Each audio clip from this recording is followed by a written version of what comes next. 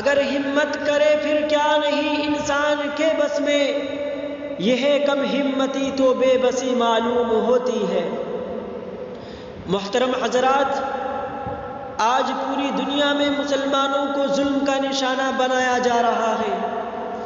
مسلمانوں پر ظلم و زیادتی کی جا رہی ہے، ان کو گھر سے بے گھر کیا جا رہا ہے، اور مسلمانوں پر یہ ظلم صرف اس وجہ سے ہو رہا ہے کہ مسلمان ایک اللہ کو مانتا ہے، اپنی پیشانی ایک اللہ کے سامنے جھکاتا ہے، اور اپنے رب کی عبادت میں کسی کو شریک نہیں کرتا، اپنے رب کا مددگار کسی کو نہیں مانتا، اپنے رب کو دنیا کی ساری چیزوں سے بے نیاز سمجھتا ہے، اور اپنے آپ کو مسلمان کہتا ہے۔ اسی وجہ سے طرح طرح کے قانون نافذ کر کے ان کے ایمان پر ڈاکہ ڈالنے کی کوشش کی جا رہی ہے، اور مسلمانوں کو ان کے اسلامی قانون سے دور کرنے کی ایک مہم چلائی جا رہی ہے، اور وہ یہ سمجھتے ہیں کہ ہمارے اس ظلم سے مسلمان اپنے رب کا نام لینا چھوڑ دے گا، اپنے رب کو یاد کرنا چھوڑ دے گا، اپنی مسجدوں کو جانا چھوڑ دے گا، اپنے آپ کو مسلمان کہنا چھوڑ دے گا۔ اے ظالم، سن، میں تجھے سناتا ہوں کہ تو مسلمانوں پر ظلم تو کر سکتا ہے، مسلمانوں کو گھر سے بے گھر تو کر سکتا ہے، لیکن یاد رکھ، مسلمانوں کے دلوں سے اسلام کی محبت و عظمت کو نہیں نکال سکتا۔ اسی لیے تو کسی نے کہا ہے کہ شمع الہی کو بجھا سکتا ہے کون؟ شمع الہی کو بجھا سکتا ہے کون؟ جسے روشن خدا کرے اسے مٹا سکتا ہے کون؟ ارے مٹا سکے ہم کو یہ زمانے میں دم نہیں، مٹا سکے ہم کو یہ زمانے میں دم نہیں، زمانہ ہم سے ہے، زمانے سے ہم نہیں۔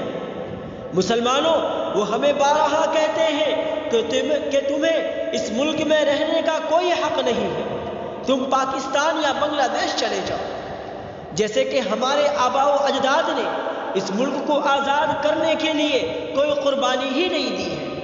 ارے کوئی ان ظالموں کو یہ بتاؤ تو صحیح کہ اس ہندوستان کو آزاد کرانے کے لیے جو قربانی مسلمانوں نے دی ہے، یقین جانو وہ قربانی تم کبھی دے ہی نہیں سکتے کہ دلی کی چاندنی چوک سے کشمیر کی کنیا کماری تک کے درختوں پر لٹکی ہوئی گردنیں کسی اور کی نہیں بلکہ وہ ہمارے ہی آباء و اجداد کی تھی۔ شاملی کے میدان میں توپوں کا نشانہ بننے والے کوئی اور نہیں بلکہ وہ ہمارے ہی علماء کرام تھے۔ بالا کوٹی کی پہاڑی پر جان دینے والے ہمارے ہی بزرگ سید احمد شہید اور شاہ اسماعیل شہید رحمت اللہ علیہ تھے۔ کالا پانی کی جیل میں گرم لوہے کے وار کو برداشت کرنے والے ہمارے ہی رہبر شیخ الہند اور شیخ الاسلام رحمت اللہ علیہ تھے، اور صرف 1857 عیسوی میں ہمارے 51,000 علماء شہید ہوئے۔ اور آگے سنو کہ میں تمہیں سنا رہا ہوں کہ ہمارے آباء و اجداد نے اپنی گردن اس لیے نہیں کٹائی تھی کہ ہماری نسلوں کو پاکستان جانے کے لیے مجبور کیا جائے، انہوں نے اپنے آپ کو سولی پر اس لیے نہیں چڑھایا تھا کہ ہماری نسلوں کو بنگلہ دیش جانے کے لیے ان پر ظلم و زیادتی کی جائے، ان کو مارا جائے، ان کے گھروں کو آگ لگایا جائے، ان کی شریعت پر ڈاکہ ڈالنے کی کوشش کی جائے۔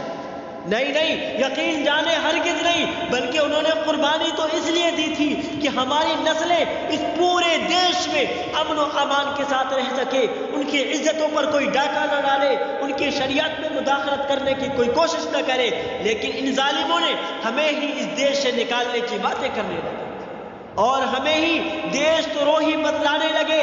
اور یہی ہے وہ لوگ جو کبھی ہمیں ہمت دیا کرتے تھے اور ہماری تعریفیں کیا کرتے تھے اور کبھی دوستی کا ہم سے وعدہ کرتے تھے، لیکن آج یہی لوگ ہمارے جان اور مال کی اور ہماری دین و شریعت کے لوٹنے والے بن گئے۔ اسی لیے تو کسی نے کہا ہے الہی آبرو رکھنا بڑا نازک زمانہ ہے، الہی آبرو رکھنا بڑا نازک زمانہ ہے، دلوں میں بغض رکھتے ہیں بظاہر دوستانہ ہے۔ مسلمانوں، ہمیں گھبرانے کی ضرورت نہیں ہے، اور نہیں تو ہمیں ان ظالموں کے ظلم سے ڈرنا ہے، بلکہ ہمیں ان ظالموں کا ڈٹ کر مقابلہ کرنا ہے اور اپنے اندر ہمت پیدا کرنا ہے۔ لیکن افسوس کہ آج کے مسلمانوں کو دیکھ کر ہمیں بہت ہی افسوس ہوتا ہے اور دل میں یہ درد ہوتا ہے کہ وہ اپنی ہمت کو کھو بیٹھے ہیں۔ ارے ذرا اپنے سینے پہ ہاتھ رکھ کر کے سوچو تو صحیح کہ کیا ہمیں عمر فاروق نے ان ظالموں سے ڈرنا سکھایا ہے؟ کیا خالد بن ولید نے ہمیں ڈرنا سکھایا ہے؟ کیا علی مرتضیٰ نے ہمیں ڈرنا سکھایا ہے؟ کیا زید بن حارث نے ہمیں ڈرنا سکھایا ہے؟ نہیں نہیں، ہرگز نہیں۔ اللہ کی قسم ان لوگوں نے ہمیں ڈرنا نہیں سکھایا، ان لوگوں نے ہمیں بزدلی نہیں سکھائی۔ پھر ہم کیوں ڈرتے ہیں؟ پھر ہم کیوں اپنے ایمان کا سودا کر دیتے ہیں؟